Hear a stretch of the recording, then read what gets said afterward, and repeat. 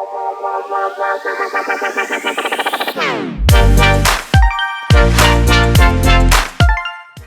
right, hello and welcome back to another semester. It's been a long time, but we are now back after the summer. I know I said I was going to record over the summer, but there was a few things I had to work out for the school year with scheduling and all that stuff. So I ended up just deciding to take summer off, and I would have started recording last week, but I was sick and I had mono. Anyways, few things before we actually get into today. As you guys probably noticed right now, the camera angle is different from last semester. That's because we took the cameras from the ceiling. They were all the way up there. I can show you guys in a second.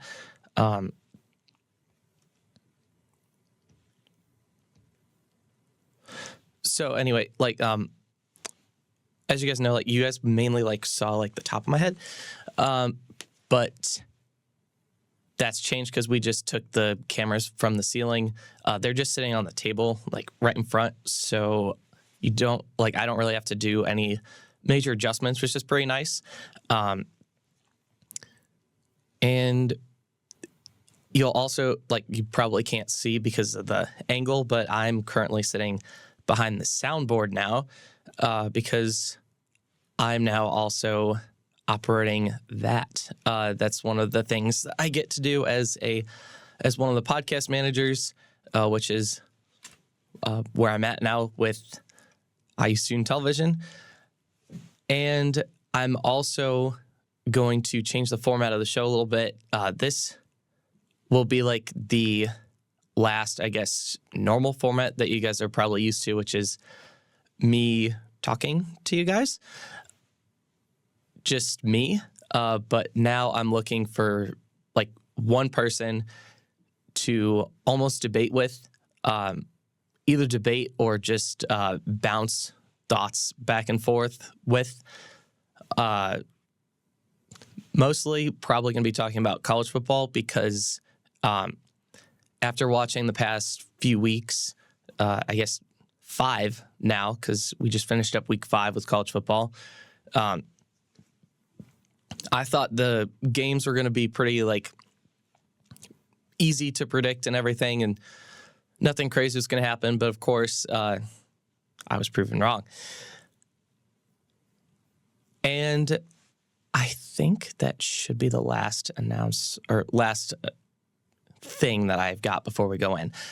So let's go into this. Week 5 was weirdly crazy, I will say. I think it wasn't too crazy because we didn't have Georgia almost losing to Kentucky last week, or Notre Dame losing to NIU the couple weeks before that. Everything was relatively normal. There's a couple things that did stand out to me. Florida State won for the first time this season, which was, I honestly didn't think they were going to win because of the way they've been playing. Clearly, people in Tallahassee are not happy because I saw a video online that surfaced of the Florida State fans booing their starting quarterback as he was walking out into the stadium at the start of the game. So clearly the people in Tallahassee are not very happy with what's going on over there. I honestly don't really know entirely whose fault it is. I don't know if it's the quarterback's fault or if it's the head coach's fault. Those are kind of the two that I'm in between on, whether whose fault it is for the failure of this team. I'm kind of leaning more towards the quarterback because he is a new factor to the team. He used to play for Clemson, and he's new to the Florida State team. And Florida State also he's also older, and lots of the Florida State guys this year are a little bit younger. But they were supposed to have one of the best defensive and offensive lines in college football. That's why they were ranked 10th in the preseason. But they definitely did not live up to the hype that they had after going on a 3-game losing streak. So yeah. Okay, so the other thing that kind of stuck out to me, at least after last week, was Kansas State losing to BYU. I genuinely was not expecting that. I didn't think BYU had that great of a football team this year. But what ended up happening was they not only beat Kansas State, but they just absolutely destroyed them. They won 38-9. I mean, granted, it was a home game, but still, a win is a win.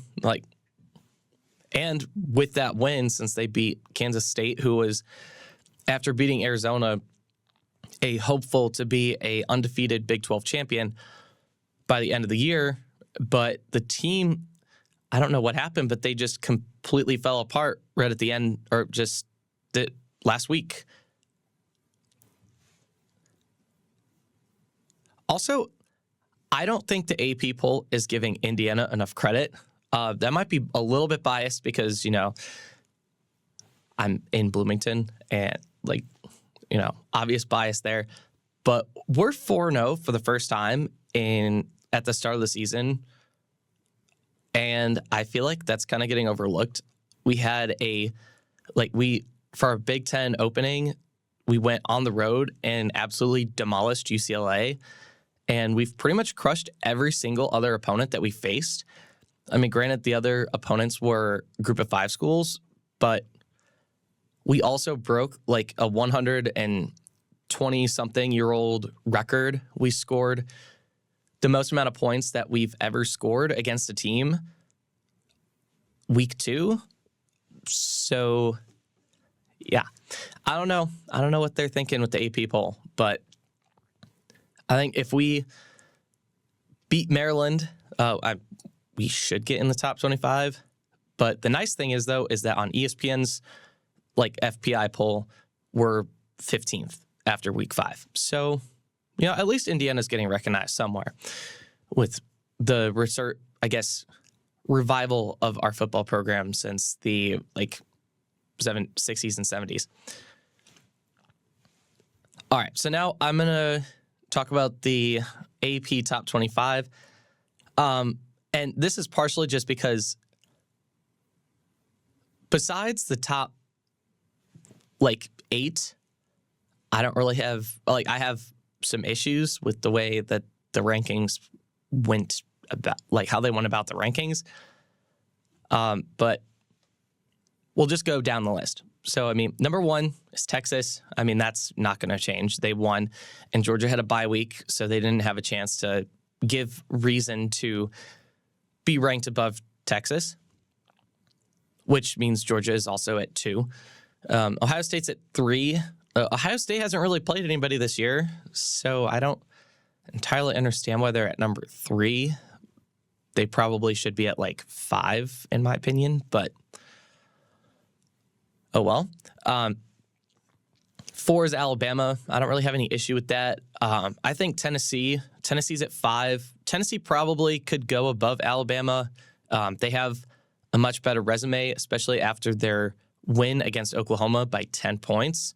And Oklahoma was in the top 15 last week for the AP poll. So that definitely is already a much better resume than Alabama. I don't think Alabama's win over Wisconsin was really that impressive. Everyone knew Alabama was going to win that game.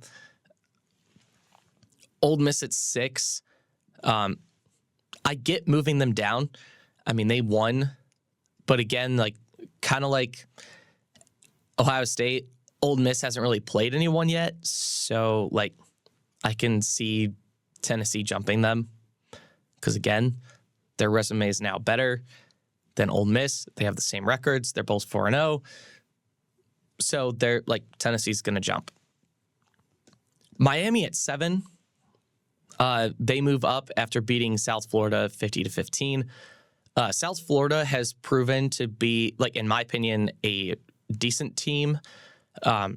I mean, they kept it relatively close with Alabama for like a little bit of their game. I feel like South Florida is like they slowly get better every year. They're always underestimated, but they've proven to be a pretty solid opponent, especially for Alabama. Even when Nick Saban was there, like they've kept it close. I remember last year, like it was a really low scoring game in the first half, and South Florida was only down like 1 touchdown. It was like really low scoring. Like I think the game also got delayed, and when it got delayed, it was tied 3-3. And then Alabama went up a touchdown before the half. And then Alabama like scored more points. But it was a pretty close game for a decent amount of it. So Miami going up to 7, to me, makes sense. Miami also, like in my opinion, I think is kind of a little bit underrated. I feel like they have a little bit of a better resume than like Ole Miss. You probably could put Miami above Ole Miss. Miami picked up Cam Ward from the transfer portal, and he has gelled so well and so quickly with this Miami team. They could very well be a threat to these other SEC teams and Ohio State that are at the top of the rankings. So don't sleep on Miami this year. I think they're going to make some noise. I mean, they already have made some noise, but I think they're going to make even more noise. They could be the undefeated ACC champ this year. I think Miami's going to win the ACC, whether it be with 1 loss or no losses. But Miami right now is the king of the ACC. At 8, we have Oregon. Oregon finally looked like the Oregon we thought they were going to look like at the beginning of the season. The past few games before they played Oregon State, they looked really sloppy. I mean, they were putting up yards and decent stats, but they just were not scoring. And this game, they finally figured out where the end zone was and how to score. I mean, they put up 49 against Oregon State, and they held Oregon State to only 14. And Oregon State is not a bad team. They're really not a bad team this year. I mean, they have a new head coach because their previous head coach went to Michigan State. Like he left Oregon State for Michigan State. So, I mean, Oregon State, I think, was not bound to be the best. Like, they weren't going to look like last year's Oregon State, but they still weren't going to look bad because they still kept a decent amount of people. But you just never know what happens when you get a new coach. Number 9, Penn State. They move up a spot from last week. Not too surprising. They beat Kent State 56-0. It's probably the best that they've looked, especially defensively. I mean, they went through, like, I think Kent State was on their 3rd string quarterback when they got to the end of the first half, because Penn State's defense was just running straight through their quarterbacks. So, I mean, their offense was bound to not really do anything. So that's not too surprising. I mean, I remember last year, like, Arizona kind of did something similar to UCLA when they played.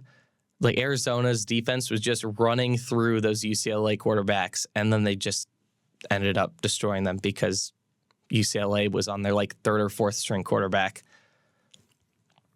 Utah is at 10. They move up 2 spots after beating Oklahoma State. Honestly, I don't really know if Oklahoma State should have even been ranked that high. I feel like Oklahoma State is always, like, they have high highs, but they also have really low lows. They were expected to be, like, Big 12 contenders, but they've looked shaky at points during this year. So I don't really know how good of a win this is for Utah, whether that moves them up to the 10 spot. But Utah hasn't lost, and they won without their starting quarterback. But they also let Oklahoma State come back. Like, they were up at the beginning of the game, and Oklahoma State started to march their way back. That could be an issue for some of Utah's later games this season, but they still pulled out the win, so they were bound to move up a couple spots in the AP poll. Missouri moved down to 11. They moved down 4 spots. That makes sense to me. I don't know if they need to move down 4 spots. They probably could have been above Utah. They probably could have been at that 10 spot, but they went to overtime with Vanderbilt, and Vanderbilt has a reputation of not being a good football school. Actually, their reputation is they're one of the worst football schools in the SEC. But this was at Vanderbilt, and Vanderbilt has shown that they're not, like, they're a different Vanderbilt this year. I feel like they're a little bit better than they've been in the past. Kind of the same thing with Boston College. Like, Missouri played them 1 or 2 weeks ago, and Boston College kind of kept it pretty close with them. But Boston College is also better than they've been in, like, their history as well. Like, they have a really, really good run game in, like, comparison to other teams. So I think Missouri probably could still be at 10. I mean, they're coming out with these wins. They're playing better opponents than, like, Ole Miss is playing. So, I mean, they could very well be at, like, 8 or 9, depending on who they play next week or who they play next in the SEC schedule. Because normally around, like, week 6 is when everyone has at least played one SEC game or 2 or 3, like, in conference games. So, yeah, we'll see. I mean, some of these teams like Georgia and Texas and Alabama, they're about to just go on only SEC games. Like, they're all, like, the way they separate their schedule is they'll have, like, FCS teams for the first, like, 4 or 5 weeks, and then the rest of their schedule is just in conference games. Some teams have it a little bit mixed up. Some teams have it, like, where it's like week 1 FCS school, week 2 in conference play, week 3 like neutral site, out of conference opponent, FBS school, and then week 4 FCS school, week 5 start the stretch of in conference play. So, I mean, it really kind of depends on the schedule that Missouri has. I think their schedule is, they could still win out, probably. I mean, they're still undefeated, so it's not impossible. Yeah. Michigan, they move up to 12. I like that a lot. They beat a USC team that's shown that their defense is resilient and strong, especially the way they played LSU, and, like, at the beginning of the season. Like, USC has shown that they can contend with strong offenses, but Michigan just had an insane drive right at the end where they pretty much just ran the ball the whole time, and USC's defense they just couldn't stop it. And it was at the end of the game. And Michigan's defense, they have one of the best defenses in college football. They always have one of the best defenses in college football, especially their D-line. Their D-line has won many awards, like, in previous years consecutively. So all Michigan pretty much did to beat USC was play classic Big Ten football where you run the ball. That's what Big Ten football is known for. USC, they couldn't contend. They just got roughed up, and they just didn't have an answer at the end of the game, despite having a lead going into the first half. But at the end of the first half. LSU moves up to 14. I don't necessarily like that ranking. I also kind of don't like USC at 13. I feel like USC probably should have moved down a little bit more. USC, I think, probably should be at 14. LSU should be at 15. And Louisville, who's at 15, I think should be 13 because they've just been destroying their opponents. Louisville also beat Georgia Tech, who beat Florida State. That was ranked 10. Georgia Tech was expected to be a possible contender for the ACC championship after that win against Florida State, but Louisville then beat them 31-19. So I think Louisville should have been rewarded a little bit more for that, but it's based on what the coaches think. So I don't know, but LSU moving up after beating UCLA, who's one of the, I think, lower middle teams in the Big Ten. I don't think they should have moved up 2 spots for that win, especially for the way they lost against USC. They just completely fell apart. So I don't know about that. Notre Dame's at 16. They beat Miami, Ohio 28-3. I think Notre Dame is this. I think it makes sense that Notre Dame is still this low, just because I think they're still being punished for losing to NIU, which, again, NIU lost against Buffalo, so it makes sense that Notre Dame doesn't move up as much because the team they lost to lost, and that makes that loss look worse for Notre Dame. But they have been looking better, a lot more poised since that game. So I think if Notre Dame wants to make it into the top 12, they just need to keep winning and hope that the teams above them keep losing. They do play Louisville later this year, so if Louisville moves up enough and they beat Louisville, then Notre Dame could squeak into the top 12 there. But because of that loss to NIU, they are probably not going to have a home game.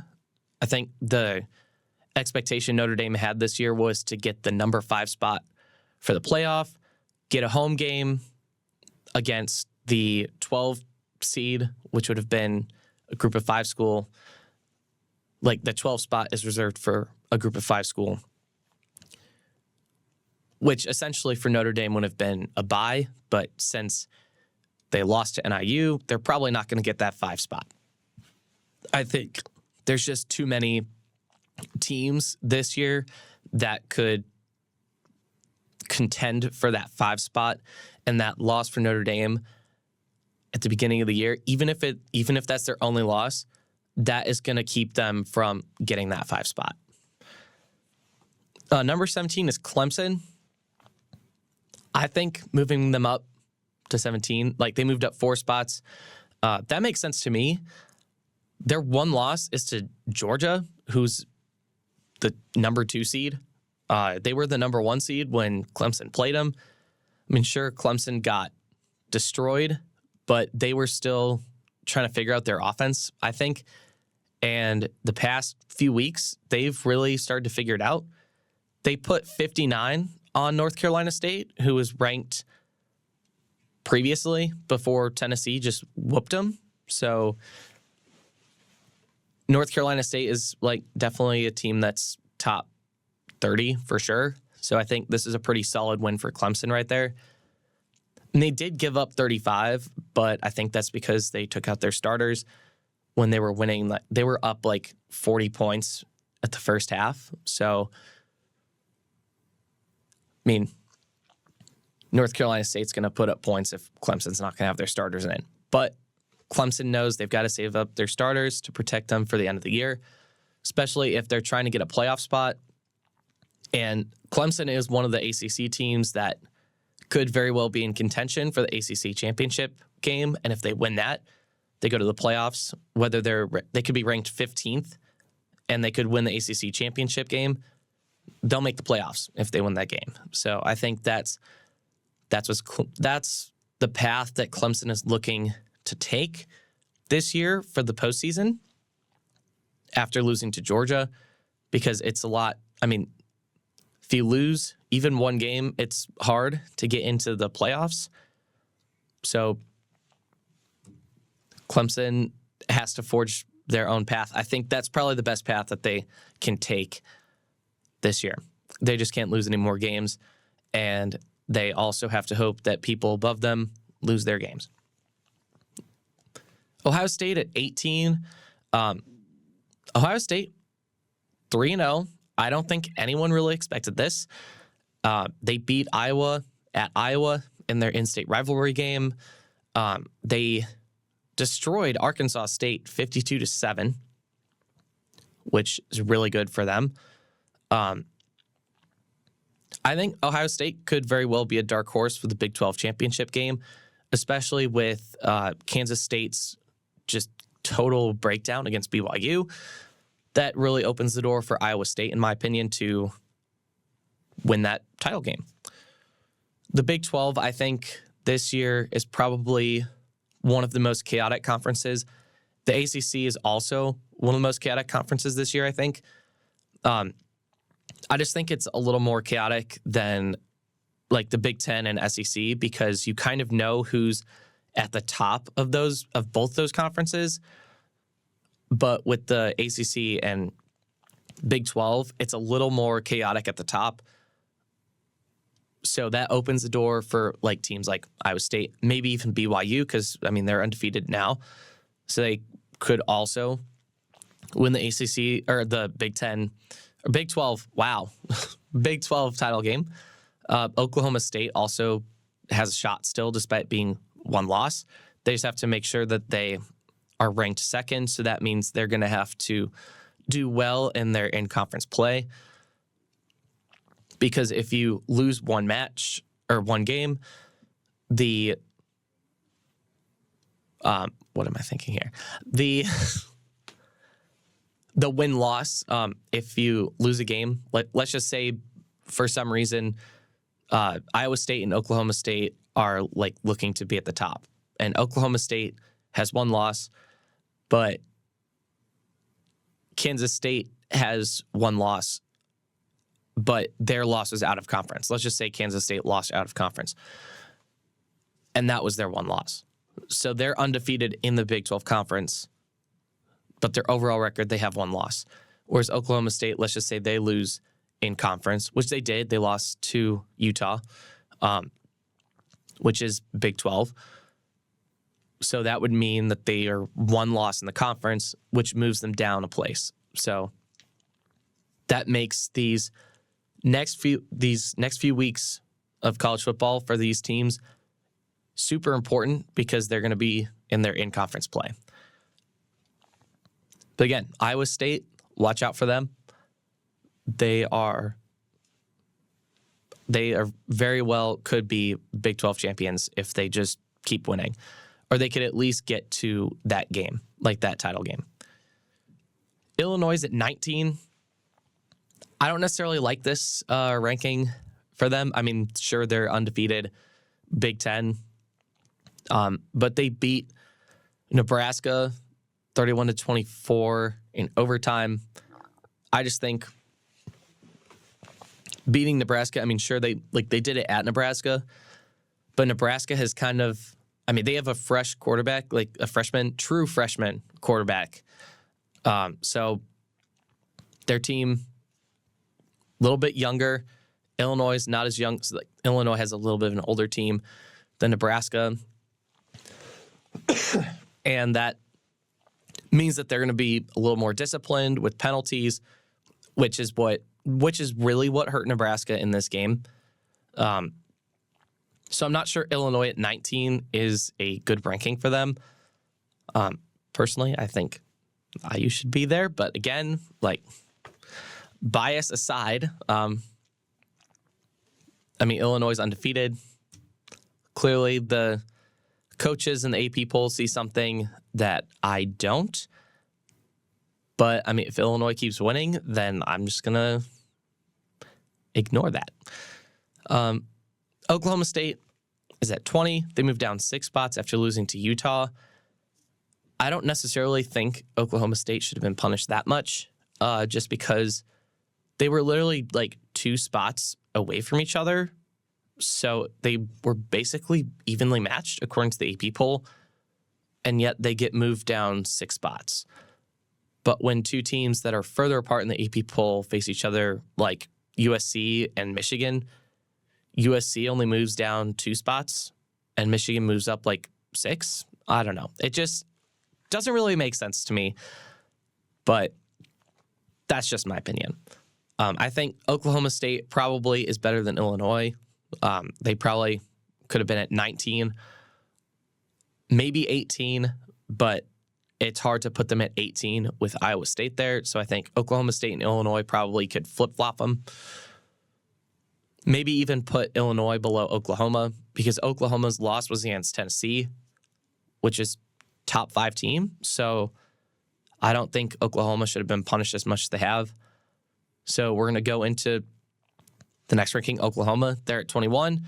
They moved down 6 spots as well. What is it with the AP poll hating on the Oklahoma teams? I don't I don't really get that. But, I mean, they only lost to Tennessee by 10. I personally think people were expecting them to lose by more. But Oklahoma has looked a little bit shaky. But I don't think either Oklahoma State or Oklahoma should be ranked below Illinois. Illinois probably should be at 21. Because Illinois and Nebraska, they were like even like they were there was one team separating them in the rankings last week. So I don't understand why Illinois gets to move up 5 spots after beating Nebraska. But again, that's just me. But this loss that Oklahoma took in conference, so depending on how the other SEC teams play, Oklahoma's probably not going to get a shot at the SEC championship game. So if Oklahoma wants to make it into the top 12 or top 11, possibly have a shot at the playoffs, they're going to need to win out the rest of their schedule. I don't know if they're going to be able to do that because of some of the teams they play later this year. So I really don't think they have a good shot at making the playoffs this year.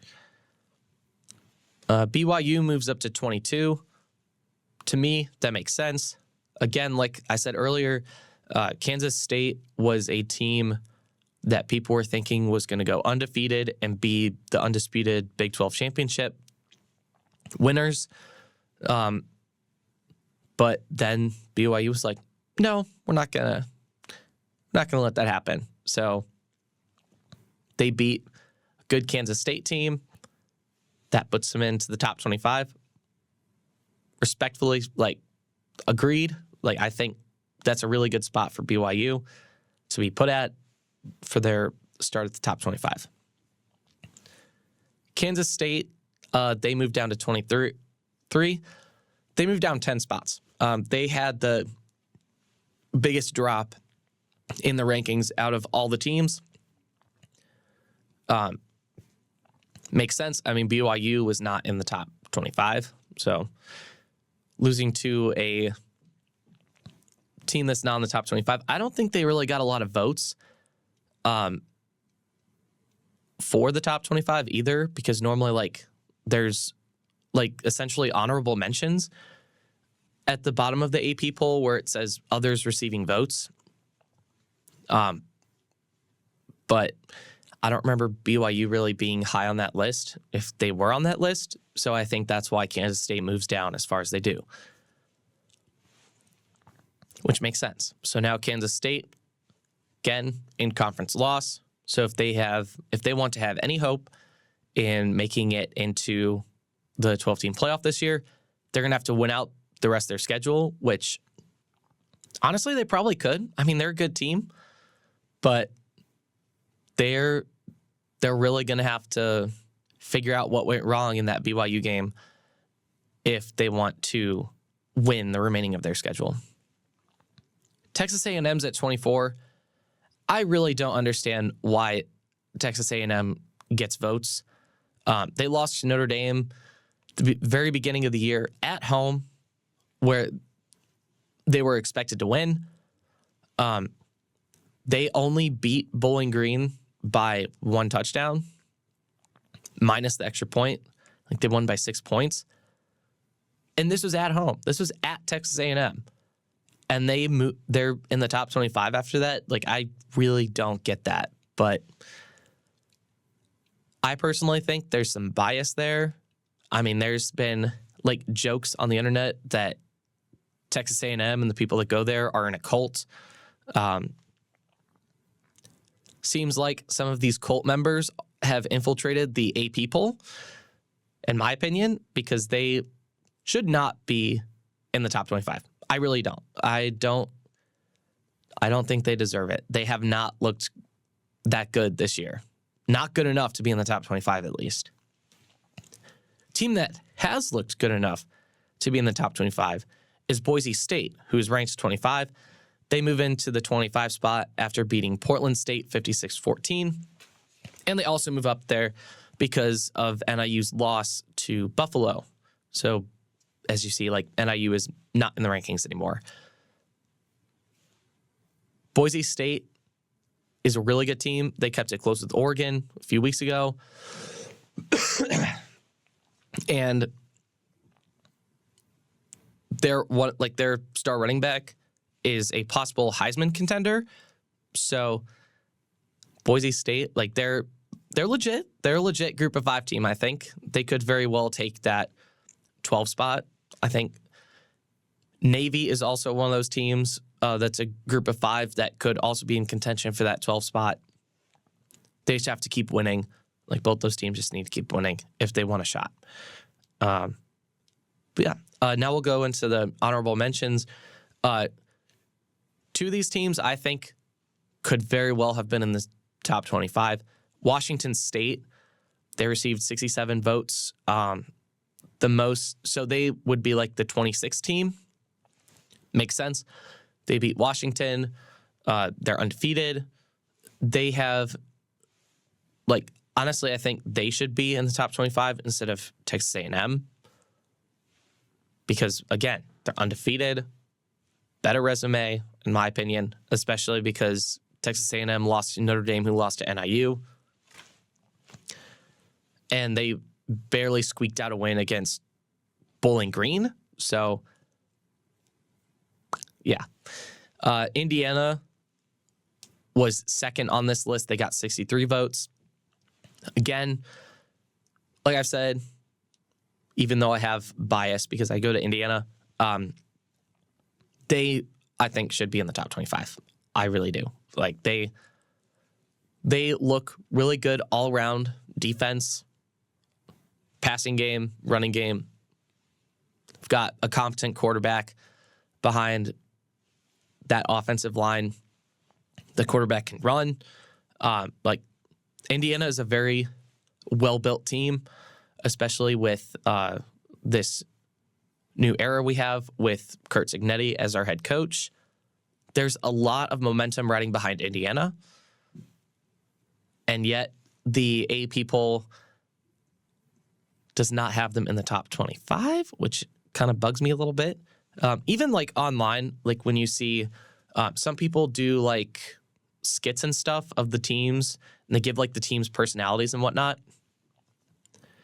And from what I've seen this year, they have not really talked about Indiana, which is kind of surprising to me. The only person that I've really seen online talking about Indiana football is like Joel Klatt on his show. Like, he's literally like the only one that I've seen talking about Indiana football in a like positive way. So I think, like, which I like, I think if Indiana beats Maryland, I mean, the more we win, the more like people are going to be talking about Indiana. Boston College is next. Again, like I've talked about them before and how like they're better than they've been in the past. They got 55 votes. I think all 3 of these teams had they should be in the top 25. I know Boston College lost to Missouri, but they kept it close, a lot closer than I think people thought, but they still are getting punished for losing, which kind of annoys me a little bit, but it's fine. I mean, you lose, and you get punished for losses. That's how it works. But Boston College could very well be a dark horse for the ACC championship game. I think really it's between Miami, Clemson, Boston College, and maybe Pittsburgh. I mean, Pittsburgh is also a team. They're undefeated. They're kind of going under the radar as well. And Louisville. Those are the teams I think they have the best shot, in my opinion, of getting into the title game. Like those are my ACC teams that I think people should be watching. The ACC team that I don't think we should be watching, North Carolina, who, despite putting up 50 points against James Madison, lost by 20 points. So they let James Madison put up 70 points on them. Really, really bad. Really bad. Yeah, that was bad. I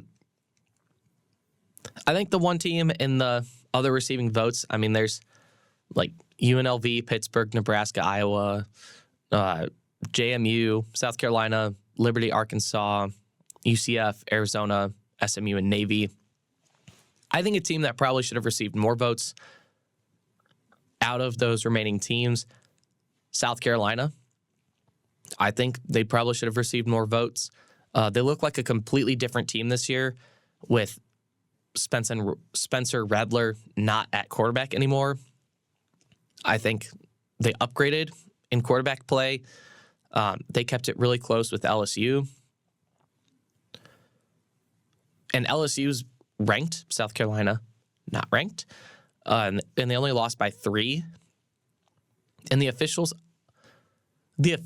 I think, won that game just because they were calling everything. Like neither team was very disciplined with the penalties. But I mean, South Carolina, they're a solid team this year. I don't think they should have only received 7 votes. I think they probably could have received more votes than Nebraska and Iowa, but that's just me. All right, and that's all I have for the AP poll. Looking at some of these future games, obviously this weekend is going to be a big weekend because who plays this weekend? Well, the highly anticipated Alabama-Georgia game is this weekend, which that is going to be a really, really good game. Really good game. Especially, I mean, you have 2 teams in the top 5 playing against each other. With one team separating them, you've got the number 2 and the number 4 team playing each other. They're both undefeated. So this game is critical for us to look at and watch because that is going to determine what the SEC rankings, like with just like in conference rankings, are going to look like for which 2 teams are going to be playing each other. Whichever team wins, obviously, is going to have a huge advantage in making it to the SEC title game. For all we know, they could, like Alabama and Georgia, if Texas loses 2 games, they could rematch in the SEC title game. With this SEC, like the top, like 4 or 5 teams,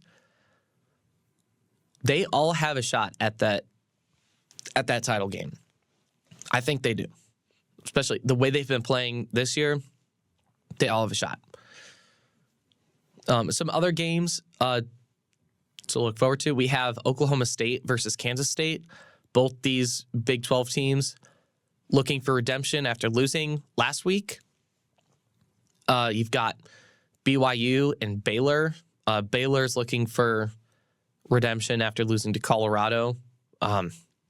they were winning against Colorado, but Colorado made some insane plays at the end of their game and in overtime.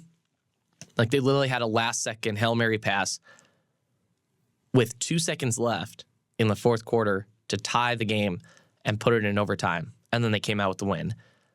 So I'm sure Baylor they're looking for a win. But BYU, they need this win if they want a shot at the Big 12 championship game. So, huge game for both of those teams. Miami, Virginia Tech. Obviously, Miami's just looking to keep winning to have an undefeated record, possibly be the undefeated ACC championship winners. Virginia Tech looking to spoil Miami's run right now. I don't think this game's going to be close, to be honest, though. I think Miami's going to whoop them real bad. We also have Kentucky versus Ole Miss. Kentucky, I mean, their defense definitely looks relatively good. I mean, they held Georgia to a low-scoring game. It's their offense for me that is kind of, I don't know. But I would expect Ole Miss to win that game by a mile, honestly. Like, Ole Miss's offense is just way, way too good. Their offense is too good. I mean, they haven't really played anybody, but they have shown the previous 2 years that they have a really good offense. And their offense really hasn't changed too much. If anything, it just keeps improving. They still have Jackson Dart at quarterback. So I would expect Ole Miss to win big here. Then we've got Arkansas, Texas A&M. Honestly, I wouldn't even be surprised if Arkansas beat Texas A&M. Like, Texas A&M, like I've said before, most overrated team in college football. They're like the Dallas Cowboys of college football. They get so much hype behind them every single year, only to let everyone down. So I think Arkansas could possibly get an upset here. Another game. This is actually one I was talking about a little bit earlier. Notre Dame versus Louisville. You've got the 15 seed versus the 16 seed. This game will be very interesting because Louisville beat Notre Dame last year, and that kind of spoiled Notre Dame's season. And Notre Dame has already had their season spoiled by NIU. And I think one of the best ways for them to kind of get back into that top 12 territory is they beat Louisville, and they beat Louisville big. Like, that is what they're going to have to do if they want a chance at the top 12. Then you have, there's Wisconsin, USC. I've said this before. Wisconsin, they just have not looked good the past few years. USC, they need this win a lot, especially after losing to Michigan. If they lose to Wisconsin, that just means that USC can very easily get pushed around in the Big Ten, which is not a good look for them. But I think USC should win that game, no problem. You've got Oklahoma, Auburn. Auburn's been kind of a weird team this year. They lost to Cal at home, but they've also destroyed other teams that they've played. And they haven't really had too easy of an out-of-conference schedule. So they could spoil Oklahoma here, but Oklahoma also, they need to win this next game with their future schedule if they want a shot at the top 12. So I think it'll probably be close. I would pick Oklahoma for this game, but it will be a very close game. They've got Mississippi State versus Texas. Texas should win this easily. Mississippi State is one of the worst SEC teams this year. They lost to Arizona State earlier this year, and they were supposed to win that game by a decent amount, and they lost. So expect Texas to just deliver, they're just going to destroy them. I don't even know how else to say it, but Mississippi State is going to be cooked by Saturday, by the end of their game. I don't see any hope for Mississippi State here. Stanford versus Clemson. I think that should be an interesting game because Stanford came into Syracuse and they beat them. And Syracuse was expected to be a dark horse in the ACC for the title game with Kyle McCord at quarterback. Syracuse had looked good all year, but Stanford beat them by dominating them at the line of scrimmage. And now they're going up against a fired up Clemson team. Stanford could very well beat Clemson. I mean, that might sound a little crazy, but I mean, if they can beat Syracuse, who has a good quarterback at the helm, they very well could upset Clemson in a close game. It will definitely be closer than people think. I would still pick Clemson, but it will be closer than people think. That will be a good game to watch, I think. They've got Iowa State, Houston. Iowa State, just pick them. Houston has looked horrible this year. And Iowa State, they need this win a lot more than Houston does. So expect Iowa State to go and beat the brakes off Houston. And then Ohio State finally is going to play a actual Power 4, Power 5 team for once this year in Michigan State. This is the start of their in-conference play. Like I said, most teams would have their in-conference play starting now. Ohio State should win this game. I really don't know how close it'll be because Michigan State has been kind of up and down this year. Michigan State had really good win against Maryland, but Maryland is I don't really know how good they are this year. I mean, that sometimes kind of like Michigan State, they're up and down. So it could be close. It could be a blowout, but I think either way, Ohio State is probably going to win that game. Yeah. Next game, Georgia, Alabama. I feel like Alabama could sneak up on Georgia. Their offense is very fast. It's kind of like Ole Miss fast offense. But both teams are going to have their quarterbacks from last year leading their teams. So it's essentially a SEC title rematch from last year. I think Alabama squeaks out a win here. I really do. I think that Kalen DeBoer, first-year coach at Alabama, following Nick Saban, who's considered one of the greatest college football coaches of all time, he has something to prove at Alabama. Alabama always has high expectations. I mean, so does Georgia, but I feel like Alabama has more to prove in this game. And I think this is also at Alabama, so they're going to have the home crowd on their side. If Georgia wants to win, they're going to have to go out early and win. They're going to have to score pretty early on in this game to set the tone. I still think Alabama's going to squeak out a win either way. But I mean, I don't really think it's going to affect the rankings too much just because there's literally one team separating them. It's the number 2 team and the number 4 team facing off. This match isn't really going to change the rankings too much. It's more going to affect who is going to be playing in the SEC title game. That's what this game is all about here. Next game is Illinois versus Penn State.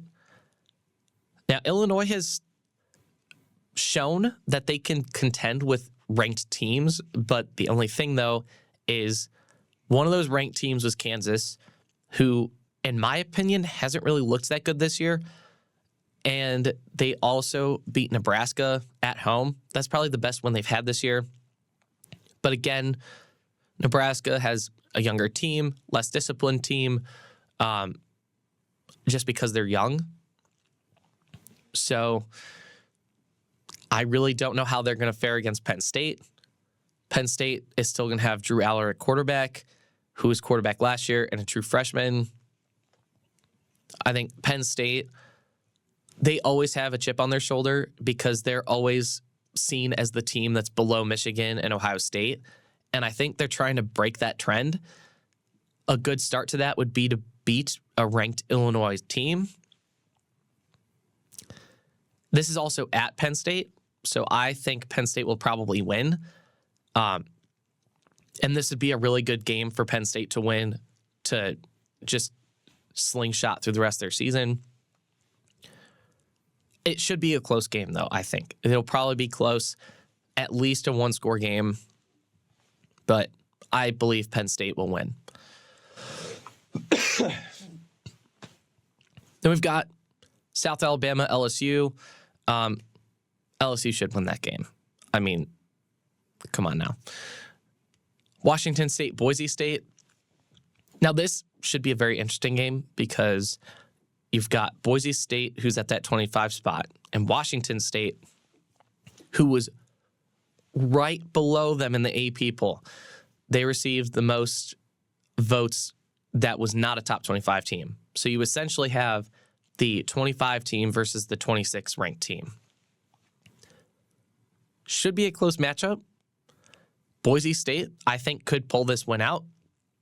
But Washington State, since they had the destruction of the Pac-12, I think they're looking to win out like the remainder of their season.